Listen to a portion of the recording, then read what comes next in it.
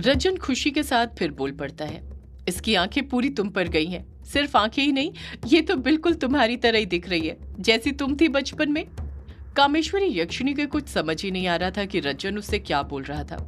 उसे तो कुछ याद ही नहीं था कि इन 9 दिनों में उसके साथ हुआ क्या था, रज्जन ने उसके साथ क्या क्या किया था। रज्जन फिर कामेश्वरी यक्षिणी से बोल पड़ता है, देखो कामेश्वरी, कितनी सुंदर है हमारी बच्ची। इसे तुमने जन्म दिया है। ये तोहफा देकर तुमने मेरा जीवन धन्य कर दिया है। मैं तुम्हें बता नहीं सकता मैं आज कितना ज्यादा खुश हूँ। मेरे लिए तो ये मेरी जिंदगी का सबसे सुनहरा पल है। इतनी खुशी तो मुझे तब भी नहीं हुई थी जब मैं यक्षिण लोक का सेनापति बना था, जितनी खुशी मुझे आज हो रही है। लो पकड़ो हमारी बच्ची को। इतना कहकर रज्जन उस बच्ची को कामेश्वरी यक्षिणी के हाथों में देने लग जाता है। रज्जन इतने हड़बड़ाहट के साथ कामेश्वरी यक्षिणी के हाथ में उस बच्ची को देता है कि कामेश्वरी यक्षिणी को कुछ सोचने का मौका ही नहीं मिलता है और उसे उस बच्ची को अपनी गोद में पकड़ना पड़ता है। जब कामेश्वरी यक्षिणी उस बच्ची को अपनी गोद में पकड़ती है तो उसके अंदर की ममता जागने लगती है। उसे एक अलग ही एहसास होने लग जाता है, माँ बनने का एहसास, वो एहसास जिसकी जरूरत हर स्त्री को उसकी जिंदगी में होती है। विवाह के बाद एक औरत यही तो ख्वाब देखती है, माँ बनने का, वो सुख जो खुशनसीब औरत को नसीब होता है। कामेश्वरी यक्षिणी उस बच्चे का चेहरा देखते हुए बड़े प्यार से कहती है, मेरी बच्ची, मेरी प्यारी सुंदर बच्ची। इतना कहकर कामेश्वरी यक्षिणी उस बच्ची का माथा चूमने लग जाती है, उसे लाड दुलार करने लग जाती है। कामेश्वरी यक्षिणी को बच्ची को इस तरह प्यार करता हुआ देख रज्जन भी मन ही मन खुश होने लग जाता है। उसे कामेश्वरी यक्षिणी की आंखों में उस बच्ची के लिए ममता साफ नजर आ रही थी। ऐसा लग रहा था जैसे कामेश्वरी यक्षिणी उस बच्ची में अपना ही रूप देख रही हो, अपना बचपन याद कर रही हो। उस बच्ची का चेहरा देखते हुए ही कामेश्वरी यक्षिणी की नजर जब उस बच्ची की आंखों पर पड़ती है और वो उसकी आंखों में एकटक देखती है तो कामेश्वरी यक्षिणी का सिर घूमने लग जाता है, उसका सिर भारी होने लग जाता है। उसे याद आने लग जाता है कि इतने दिनों में उसके साथ क्या हुआ था। उसे तब से अब तक की सब बातें याद आने लग जाती हैं।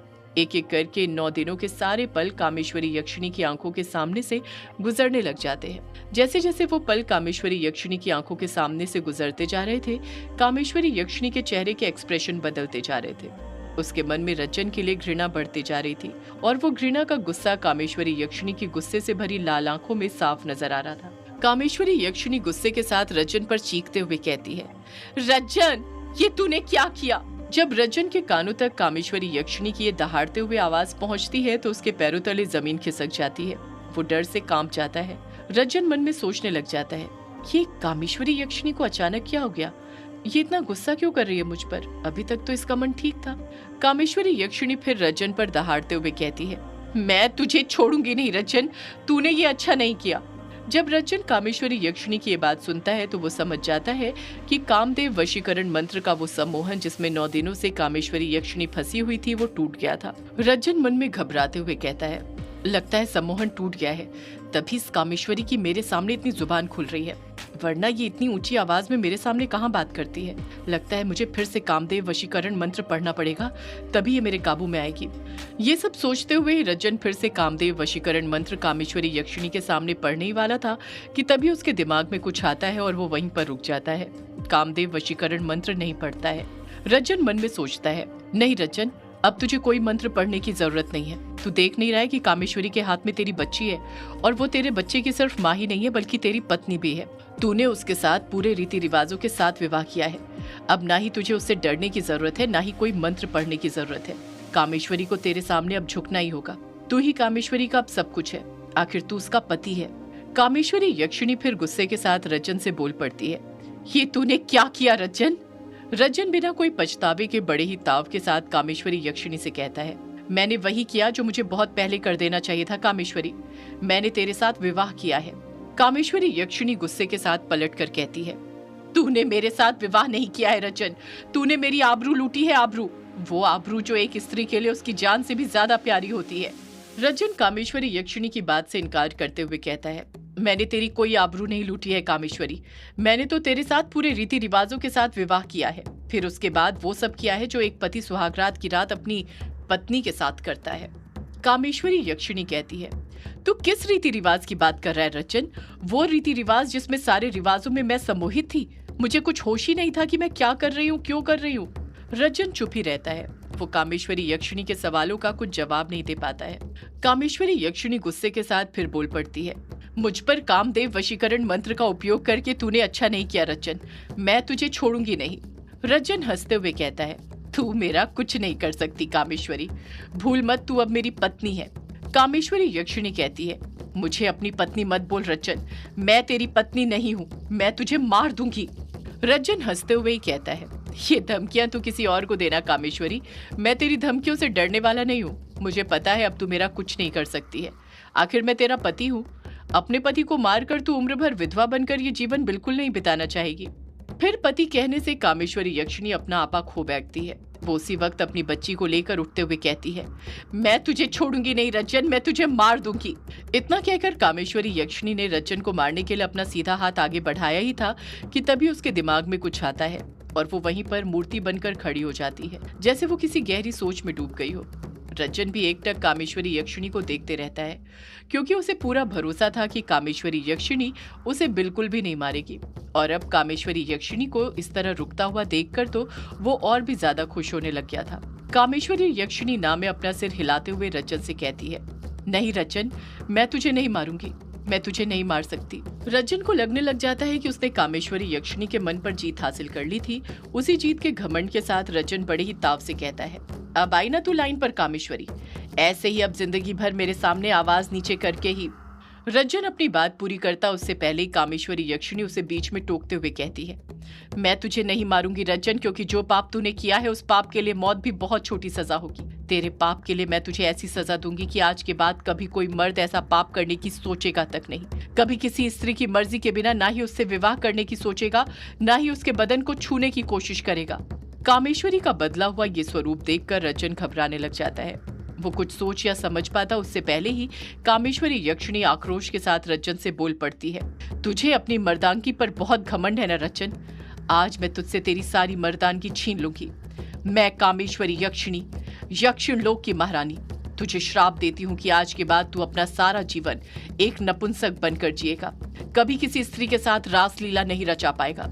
ये श्राप देने के साथ ही मैं तुझसे तेरी सारी शक्तियां छीनती हूँ। आज से तू शक्तिहीन तो रहेगा ही, साथ में मेरी तरह इसी लोक में सदैव के लिए फंसा रह जाएगा, यहाँ से कहीं नहीं जा पाएगा। ये मेरा श्राप है तुझे, कामेश्वरी यक्षिणी का श्राप। जैसे ही कामेश्वरी यक्षिणी रज्जन को श्राप देती है, रज्जन कसकर चीख पड़ता है, नहीं कामेश्वरी। रज्जन की इसी चीख के साथ ही उसे कामेश्वरी यक्षिणी का श्राप लग जाता है। जैसे ही रज्जन को कामेश्वरी यक्षिणी का श्राप लगता है, वो मंत्रों की शक्तियां जिससे रज्जन ने ग्रेवयार्ड कोठी को सजाया था, वो सारे मंत्रों का जादू खत्म होने लग जाता है। रूम नंबर 666 भी अपने आप पहले की तरह होने लग जाता है। उसके अंदर किताबें जमने लग जाती हैं। ग्रेवयार्ड कोठी के अंदर बाहर वो फूलों लाइटों की सारी सजावटें जो रज्जन ने की थी वो गायब हो जाती है। ग्रेवयार्ड कोठी वापस से डरावनी दिखने लग जाती है। रज्जन ने कभी नहीं सोचा था कि कामेश्वरी यक्षिणी उसके साथ ऐसा कुछ करेगी। रज्जन समझ गया था कि परिस्थिति उसके हाथ से निकलने लग गई थी।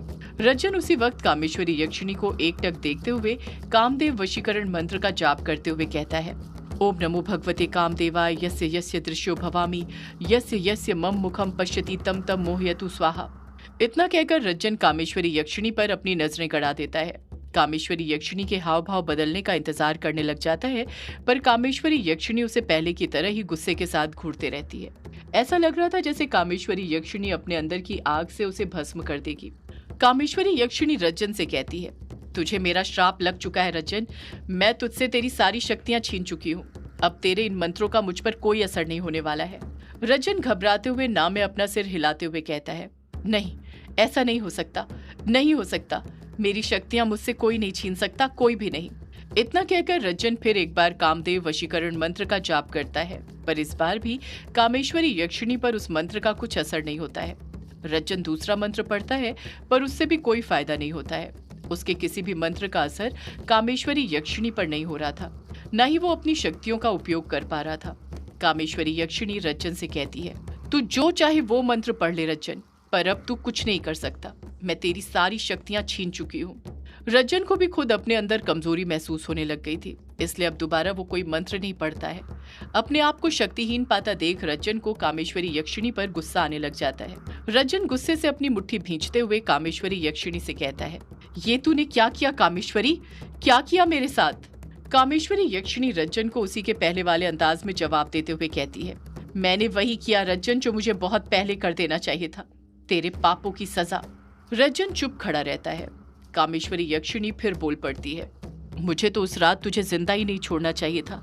उसी रात तेरा अंत कर देना चाहिए था। अगर उस रात मैंने तुझे मार दिया होता तो आज ये जो कुछ भी मेरे साथ हुआ है वो कभी नहीं होता। रज्जन को अपनी गलती का एहसास होने लग जाता है।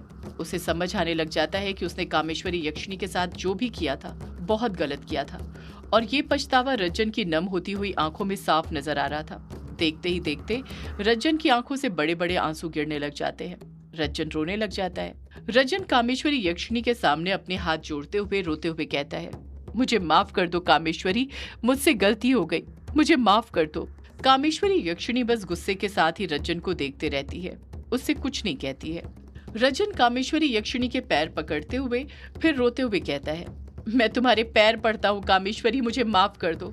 तुम ही बताओ, बिना शक्ति और पुरुषत्व के मैं कैसे ये जिंदगी जी पाऊंगा।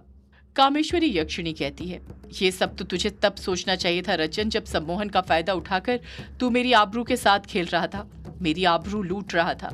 रज्जन रोते हुए कहता है, नहीं कामेश्वरी, मैं तुम्हारी आबरू नहीं लूट रहा था, मैं तो वही सब कर रहा था जो एक पति अपनी पत्नी के साथ करता है। तुम खुद जरा सोचो, अगर मुझे तुम्हारी आबरू ही लूटनी होती तो मैं तुमसे विवाह ही क्यों करता, आधा वक्त उसमें क्यों बर्बाद करता।